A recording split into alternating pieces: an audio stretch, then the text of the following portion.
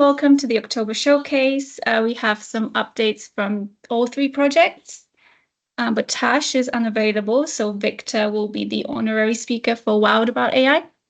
Thank you, Victor. But let's start with the Wildlife Watcher. So we're creating a smart AI camera, easy to use with adequate image quality, reliable motion sensor, and a mobile app for configuration. We're also aiming for an efficient pipeline for image processing and real-time notifications, and good battery life for longer deployments in the field. The team is working very hard to get the camera to the beta ready stage. The new version of the PCB, which is longer and narrower, has been completed and assembled, and you can see it on the picture.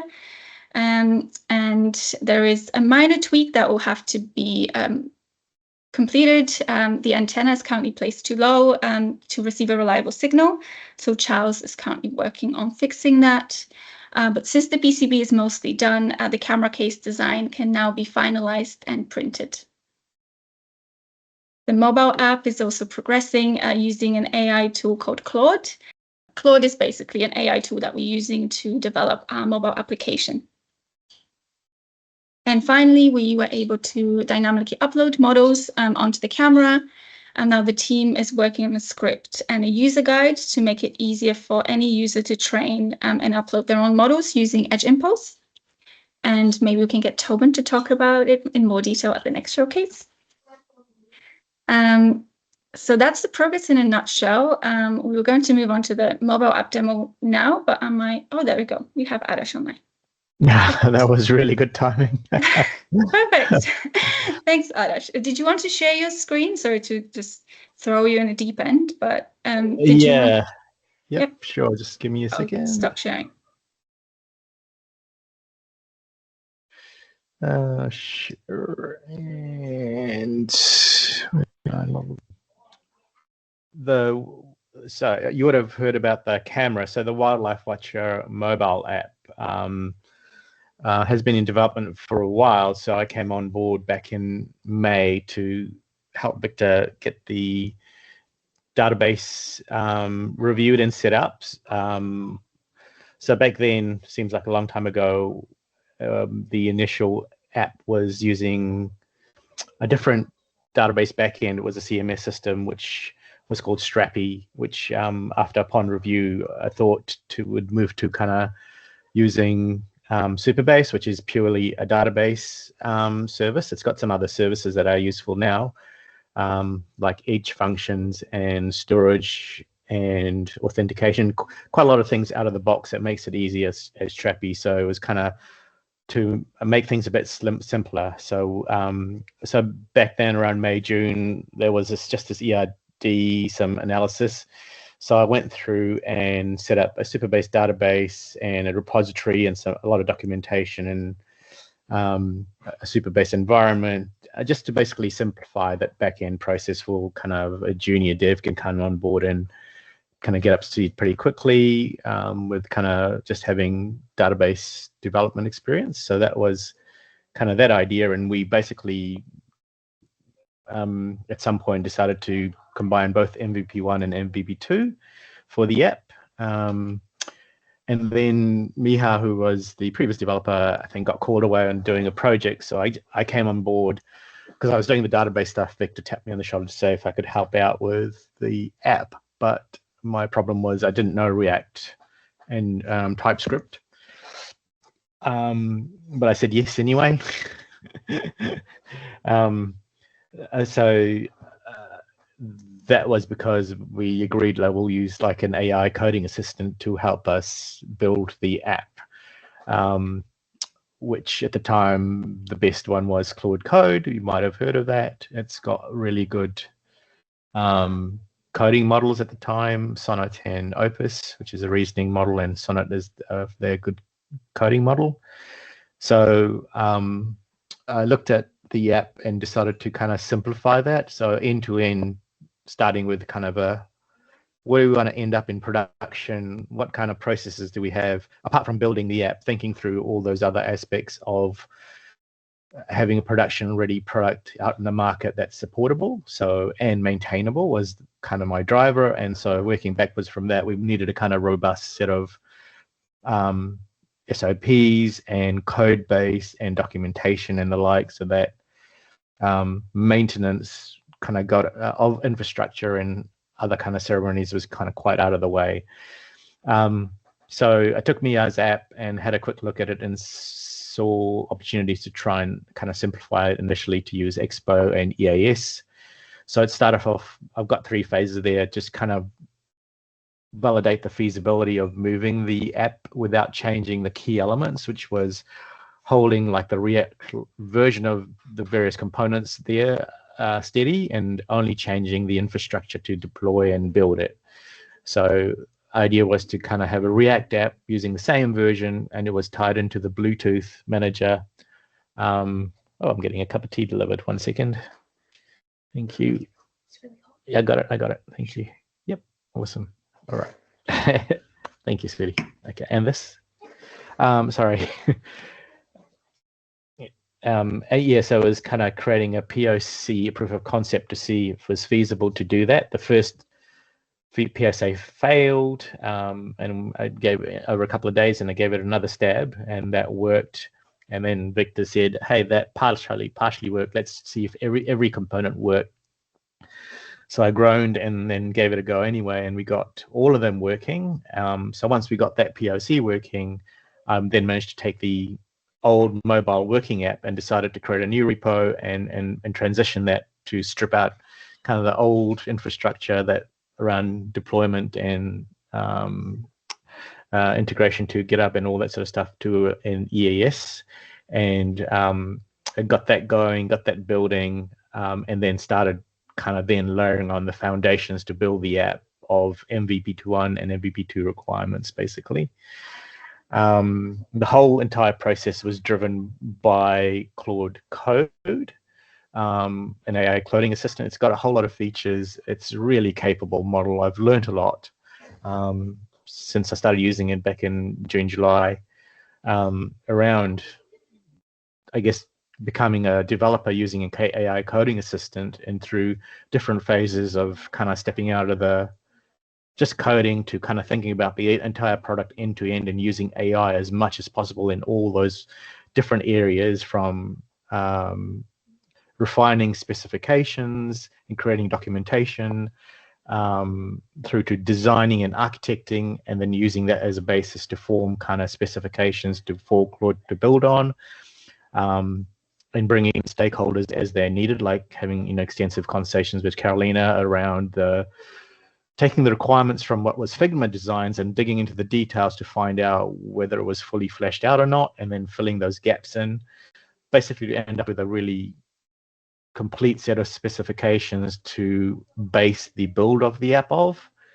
And Claude was hugely instrumental in going through that process, because it's multimodal in terms of it can not only see text, it can see images. So I can feed in the Figma design, I can feed in text or graphics, and it can process that and help produce output I need, whether it's specification or code or documentation or whatnot. And code specifically has evolved because it's kind of, I think, geared more towards professional developers rather than what you might use out there that might just be a window that you chat with. It's what's the command line interface, or CLI. And it's got a whole lot of capabilities built in that allows you to kind of, it's quite flexible in what you can do with it and what you can create around it. So it's a tool that you can take and use all these aspects to kind of really automate all aspects of your software development. So I've got some features here. Within it, you've got agents you can use, which are, you can create specialist kind of coders and testers and project managers or architects, and you can delegate work to them. It has MCPs, which are basically tools that you can use to, say, search or get documentation, or do testing, like launching a browser and actually seeing what it's doing. and clicking buttons and stuff like that. And then there's slash commands, which allow you to create special your own custom commands, which I have a few of that I use quite regularly to kind of say commit code or carry on work from one conversation to the next. So yeah, it's been pretty handy. I thought I'd just give you a quick I'll just stop this presentation. Sorry, probably running over time. And thought I'd show you Claude. Now there's how do I launch Claude here very quickly? Yeah, is that anyone interested in seeing Claude Code itself? Yes. Oh, a couple of thumbs up here from the usual suspects. So I'm on a Windows machine, so I need to use the underlying Linux system that's been built in.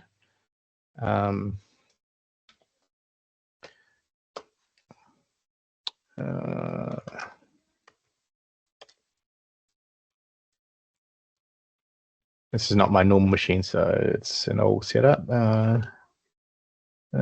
CD.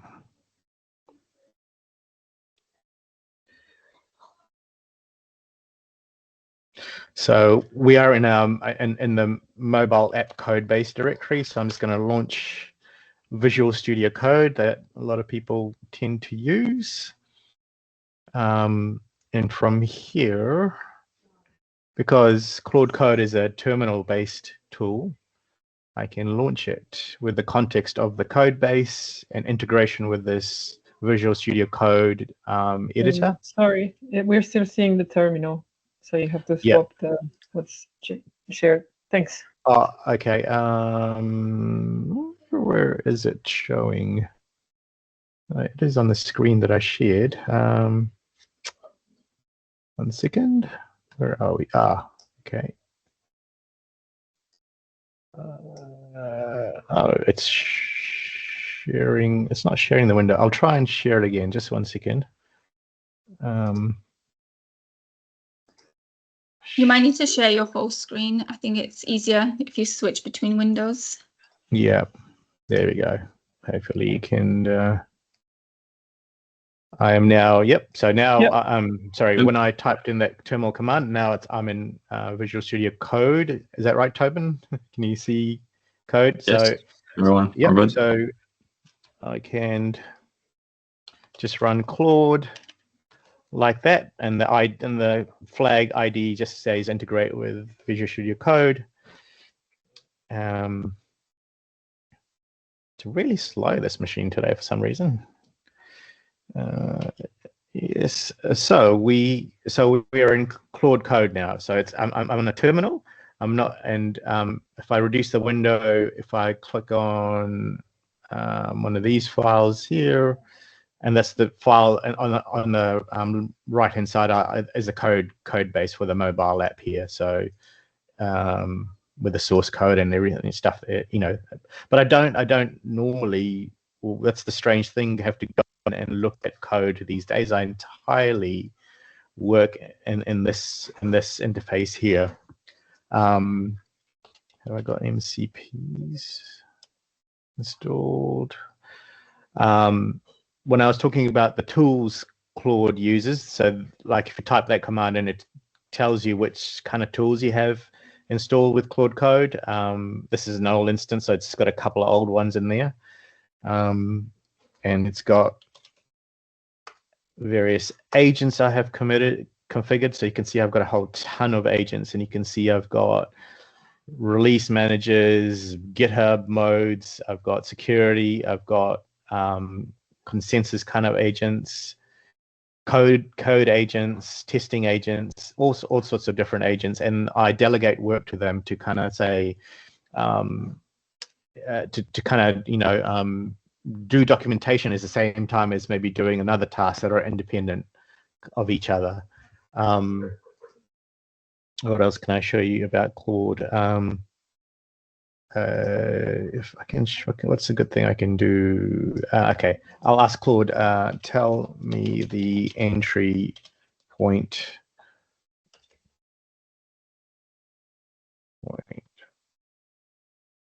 of this application, for example, right? And it'll bubble away and look at all your code base and then work out, oh yeah, there's a lot of reading involved. I'll help you find the entry point. It's saying that's common to React Native applications. It goes through and is starting to search and read files and get context from your code base. And at some point, it'll spit out its results. So it says, yep, that's where the starting point is when you launch the application. That's what happens. And it actually goes through and explains exactly how it goes, where it goes to, what happens, and what is launched and all that sort of stuff. So it says, yeah, it says, it's chatty as that, I suppose, as you walk through the process. And you can, and then I have a whole lot of processes that I follow to get the coding process working. So I have a specification, I break it into multiple tasks, and I get it to work on each task in either parallel or in sequential way until I get it built. And I follow the same software design principles we use to build software. And then I test it, and then I go until I built the whole thing out, sort of thing. So that's in a nutshell a very high level view of that process, basically. And Carol, if you show your slides again, you can see I was going to show you the demo of the app, but I don't know how to kind of get it working on my machine, so I can show you my phone. So I'll stop sharing, and you can see some of the screens the slide that Carolina had up and running.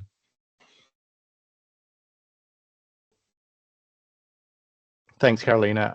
So this is one of the features around managing and creating projects and adding members and stuff like that that I'm working on at the moment. It's working completely offline on the phone, and then it syncs back to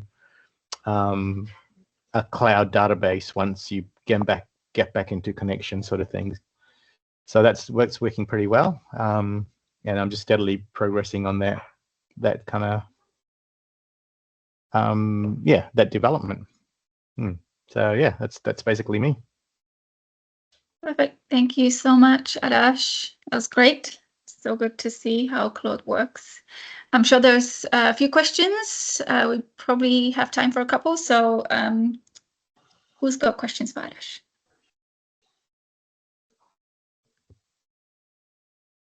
No questions? Oh, no, I have a question. The usual suspect questions.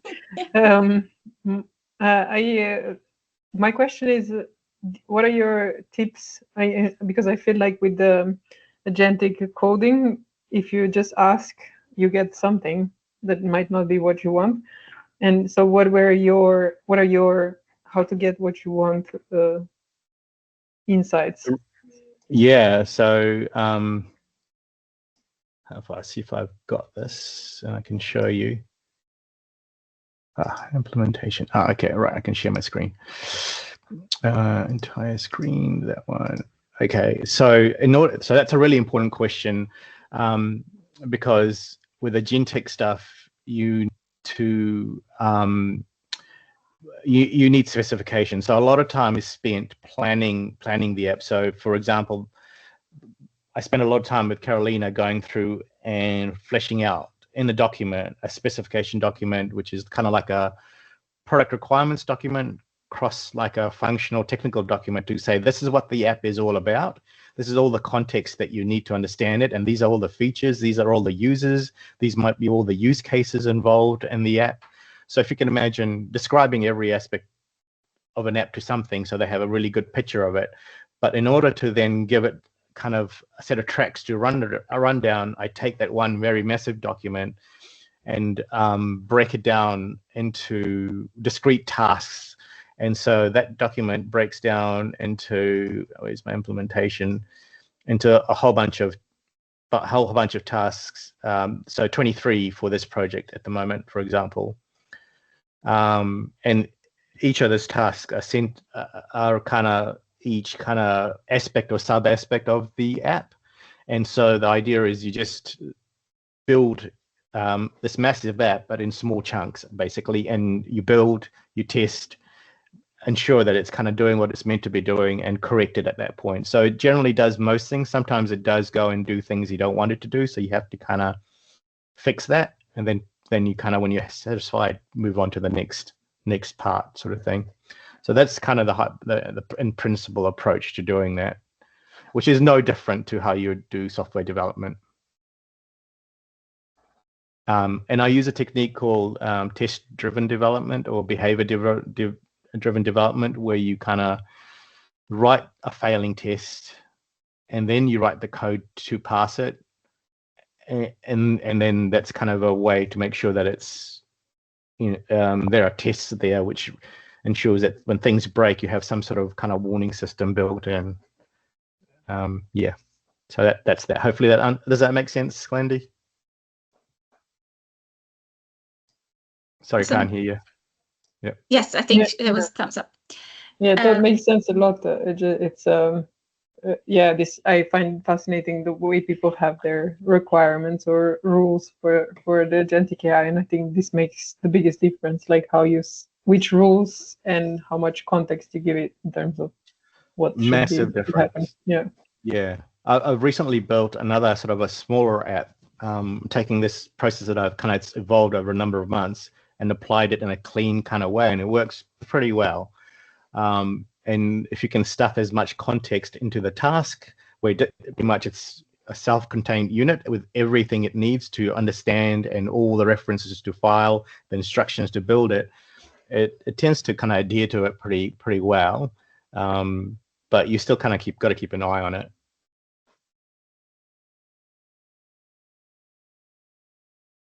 Perfect. Thank you for the question, Kalindi.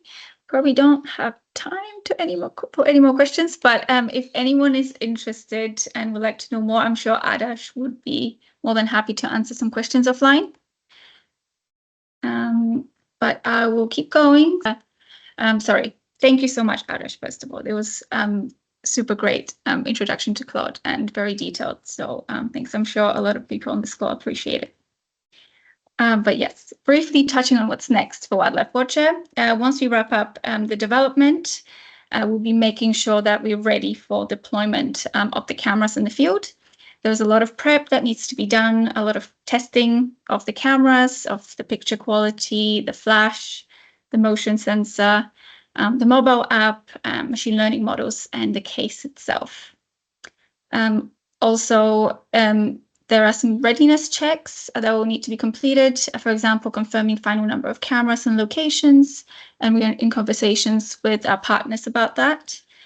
Checking signal in those locations, communicating the timeframes, preparing a clear user guide to set up cameras, to train models, to use the app and to process images.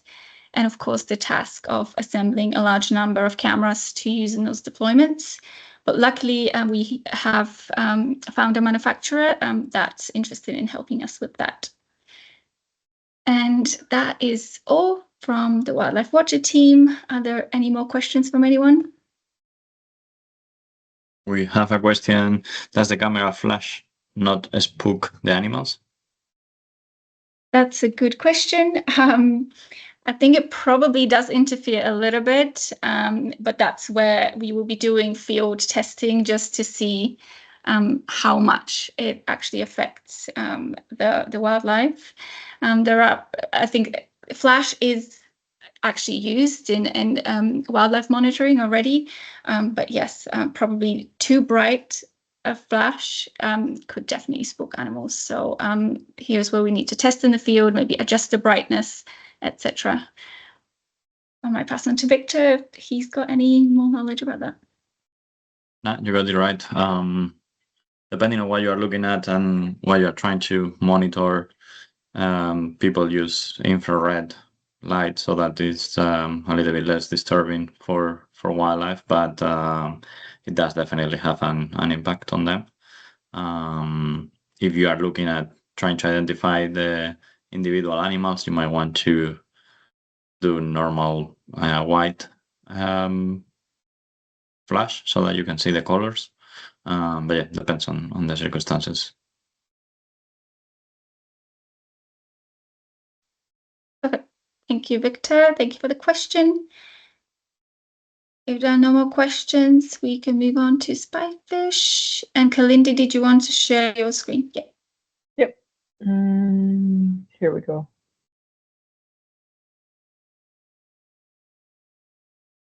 You see the window? Yep. You see it? Okay, perfect. Yeah, so welcome to the updates from Spyfish Aotearoa.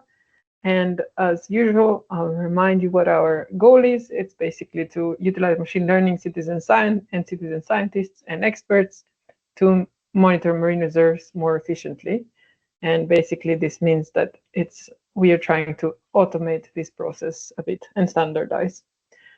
What are the milestones in this last period? I think the biggest one is the Beagle setup. And we actually have the first annotations incoming, and also like a way to get a user-friendly report. And as usual, there's also the legacy data cleanup, and I think this line is always going to be here. And then, and then we also did quite a lot of work with Subsim, which is our collaboration with the University of Gothenburg and the LUMI supercomputer. And yeah, I'll probably talk about it maybe next time about this collaboration, but I'll just show you what this is. Actually, I'll show it to you here and then come back. So the Subsim is related to this section of our pipeline. So basically the code that goes into basically the video classification and analysis pipeline. And we're developing it together with the University of Gothenburg and LUMI. You might remember this pipeline image with the little emojis from a few months ago. And there's still a lot of brooms here, but they could be smaller because we've cleaned already quite a lot. Like there's just more data that is cleaned already that we can then use, but there's still more incoming. And then there's a few little check marks in a few places, like and I'll show you this today, which is we created we set up the Beagle platform so that biologists and experts and rangers can review the videos more easily. And also we added the data validation action, which creates this system health also output, which people can then review and find new problems. And that's why that legacy data cleanup keeps coming up, because as we clean the data and make it more and use it for different aspects of our pipeline, we figure out it has like new problems, or we need to ensure it's working. And also I want to welcome Primuk, who's been helping us recently, and thanks for being here. And then now I'll show you how we can have a little bit of Beagle fun. And Beagle is marine, like it's an annotation software focused on the marine use case, because a lot of the times annotation software or camera trap data is focused on land use cases. And we had a Beagle community meeting a few weeks ago, and it was very refreshing to see everyone just work on sea things. So let me show you around a little bit. You see the Beagle. So basically this is our Spyfish Aotearoa project, and we can upload via API the different deployment videos. So each one of these here, you can see the date is the survey, and then this is our site. And then when we go inside of a video, of a deployment, each deployment is split into 30-second videos. And then we can have video labels, basically with when it's done, when it's annotated, one can add a done video label. And what I find interesting is, because it's a baited underwater video, it means that often at the beginning there's fewer fish than at the end. And also, like you can see here, there's already some fish, but then at the beginning they're not attracted yet. And also usually the fish towards the end are bigger. So that's just fun fact. And then, so the way it looks like, the output, well, not the output, or the process, is that the rangers basically make a box around each different species, or each different fish and species in a certain points of the video. Basically, the points are chosen with where there's the biggest representative of a certain species, not the biggest number of representatives. And then if we go to the next slide or tab, basically one of the best, well, like one of the reasons why this tool is very useful is because it allows for quality control or quality review, because usually people have done this in Excel sheets and it's really hard to review. Whereas with Beagle, you can just go here and let's say choose one of the one of the labels. Yeah, these are all our labels, all the species that we can look at, but mainly snapper and blue cod are very important species, and then we can just see very easily if there has been a mistake. And we can see also the different way, like different visibility that exists. But my favorite label is this one, interesting sightings, which is people can label also when something fun is happening. And that's definitely like when I go back to, like when I fix things on Beagle or something, I always come check. Oh yeah, we've had the first, as you can see, we have some annotators working on it, and it's really like things are happening. And yeah, so I'll show you some of these interesting sightings. Like I always love the camera, the not camera shy fishes. They always come up. Some, I mean, it's, yeah, I love the silly faces that happen. And then I think one interesting aspect about having video is that we can also sometimes see behavior. So it's like they're like, I don't know, interacting. And also here they're interacting more aggressively this time. And I'll show you, yeah, for example, here we can see there's a lot of blue cod. And then one more. And then there's some sharks sometimes as well, which is very exciting. And it's just, I think this is the biggest reward of working in with such data, because all the side learning and side quests I mean, all data is kind of similar. You have videos and rows and so on, but here when I kind of take a look into it, I get to see these kind of things, which is really the best.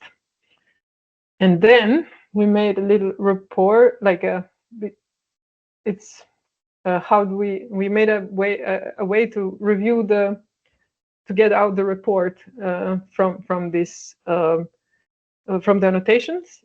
So if I have to use my password, and I think this and so then we can get the report, which is we are, for example, interested in the MaxN video, and then we can see that basically in these videos there were like the max number in this deployment, the 003 from the 2024. There's the 14 is the max of blue cod, and this can help the annotators then know where they should go annotate for sizes, because we only annotate one, the biggest, when we only annotate the frame where there's the most animals of a certain species for sizes. Okay, I think the little demo section is finished, and that's it. Any questions?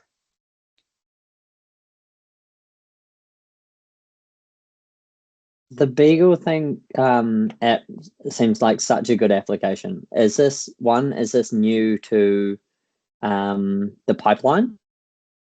Yeah. How recent was this brought into it? In the last month and a half, like since but we've been looking at it for a while.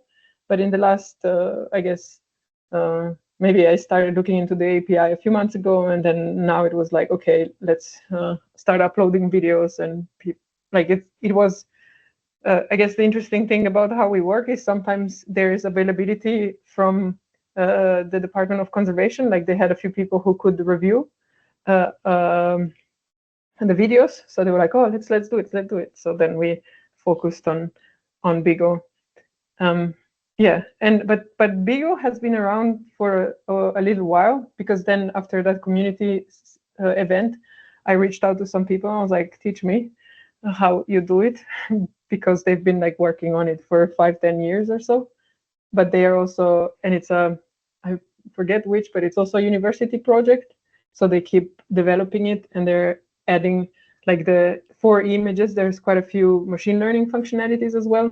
Like, for example, in that tool where I showed you all the like when you select a label and then you get all the images, there's a way in which it shows you like the most similar images and the most different images, so you can very quickly do this analysis of like quality control.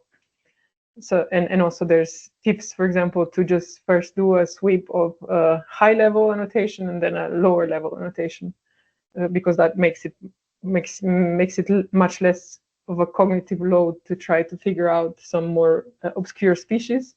But then when you're going through just the annotations, you're already more used to some of the obscure species. So there's a few tips and tricks from the community that one can learn. Yeah. Awesome resource. And second question was, those annotations that you're doing on Beagle, is there anything downstream to potentially train any machine learning models on those annotations? Yes. So basically, there is no need for us to do boxes around the fish, but I asked like we could just have numbers or dots or something, but I asked the annotators if we can do boxes, because then basically every frame that is annotated will be fed back into the machine learning model. So we basically extract that specific frame, and we already have the annotations, and then we can feed it back. So you might remember from a few showcases ago, we said that we trained a first version of the model with some of the data that worked on just like 2 species. But now we're hoping that as we annotate more data, there will be more. And then I guess in the future, the idea is that not all videos will be annotated, but some will be already solved by machine learning or citizen scientists. So then humans will just deal with the most complex cases, which then usually will be even more useful in the feeding back to the model, because if it's complex, there's probably something to learn from. Yeah, sweet, thanks. Adash, did you have a question? I was going to ask, the Beagle looks pretty interesting. I was just looking at the repository for it. How do you use the service, or do we host it somewhere in our own infrastructure? Because it looks like a forkable code base. We use their version, like we just connect our videos, like there's a connection, our videos on AWS with their Beagle.d website. So it seemed like the most straightforward, easy thing, and we don't need to, like, we basically then get all the updates and everything as well. Oh, is it free, or do we pay for it? Free, yeah. Oh, so you put a video and it does all the boxing, and someone labels it through their platform, and then we get annotated, and the output is annotated data, basically. Is that what you're getting back from it? Okay. I'm because we're storing our videos, then what Beagle like the weight that Beagle has is just the various reports, and the connection is like the annotations, and the connection is with the video. But I guess if you have more data that you would want to host on Beagle, then I imagine there's some potential partnerships or so. But I didn't see any place where it says pricing or anything. So I think it is a like open source university sponsored project. Let me actually see which one.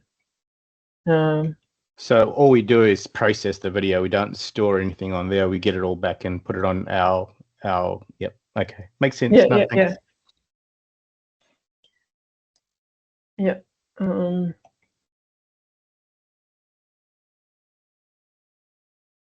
While So it's a Columbia, Bielefeld University. Oh, sorry. Yeah. I think it was a German. Yeah, it was a German university. Yeah. So I Yes. had a question.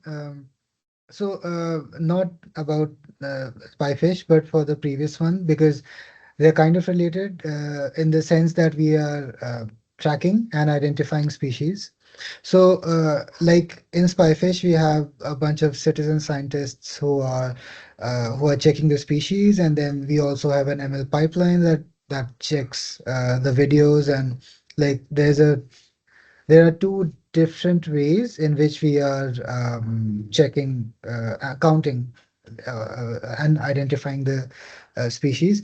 How do we do that in the previous one? I'm sure you also have models, but where is the annotation from those models coming from? Is there a human in the loop, or are you just using images from the internet, or like how? So, okay, so for Wildlife Watcher, we actually have two ways. So basically, we collect the footage using the camera. So the motion sensor collects images of anything that's moving in front of the camera.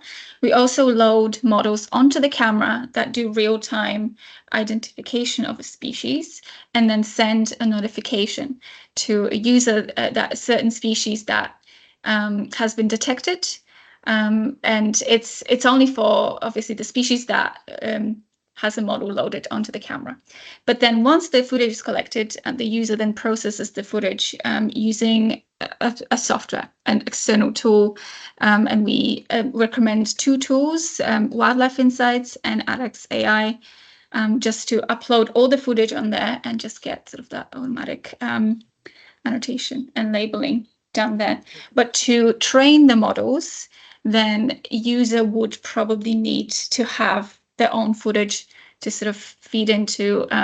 There's a tool that we use called Edge Impulse to train models, and the user would need to have some footage to feed into that, just to train their own models, basically.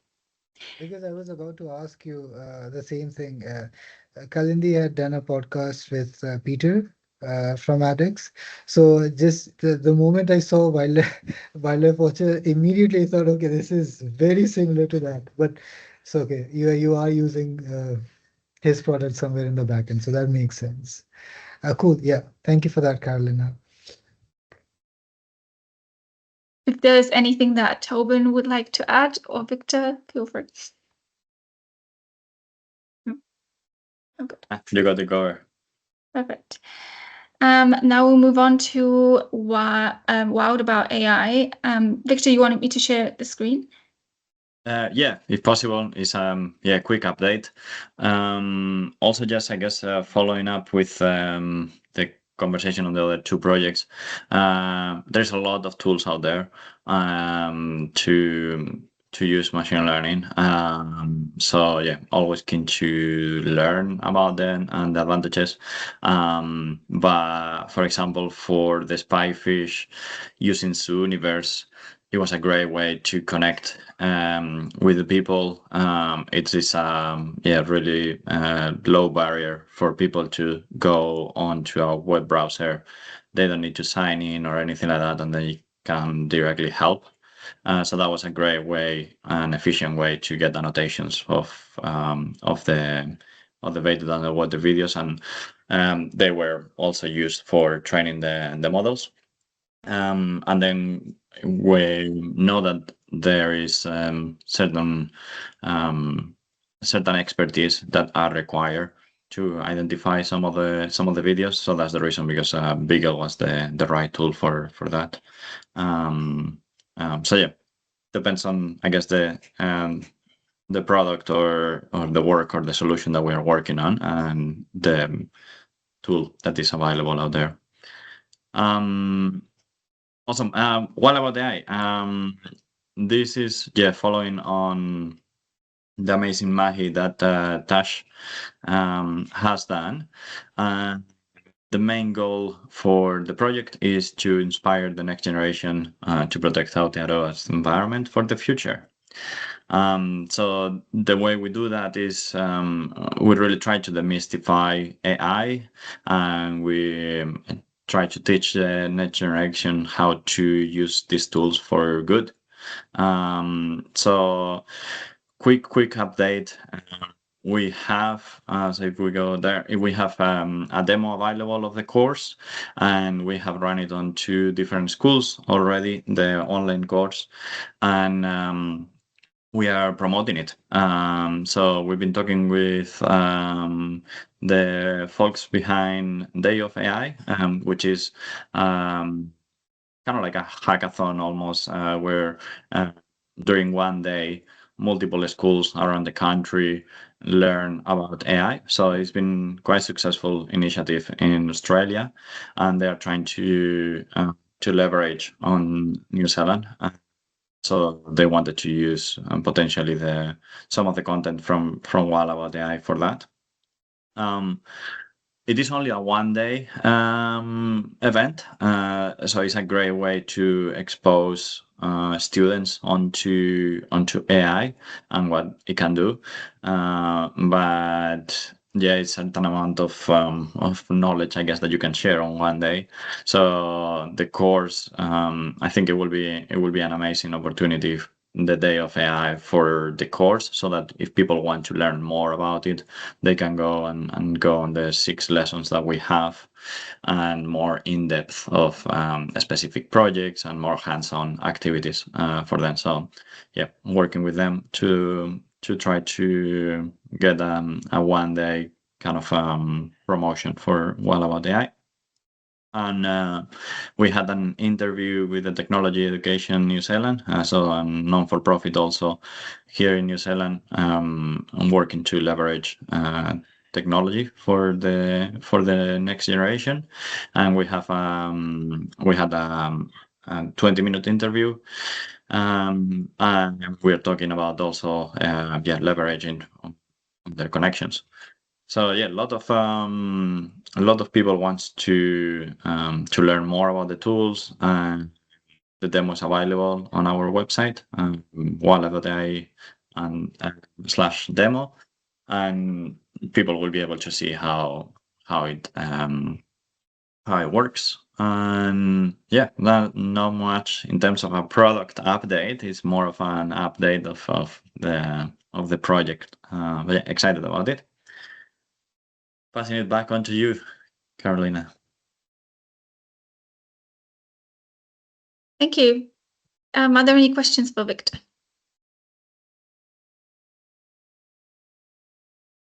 No. Great. Thanks everyone for dialing in. Thank you so much to the presenters and all the interesting questions that we've had. This is probably the first time that we've used up the whole hour for Showcase, so a lot of knowledge was dropped. But thanks everyone for dialing in. No, that's great.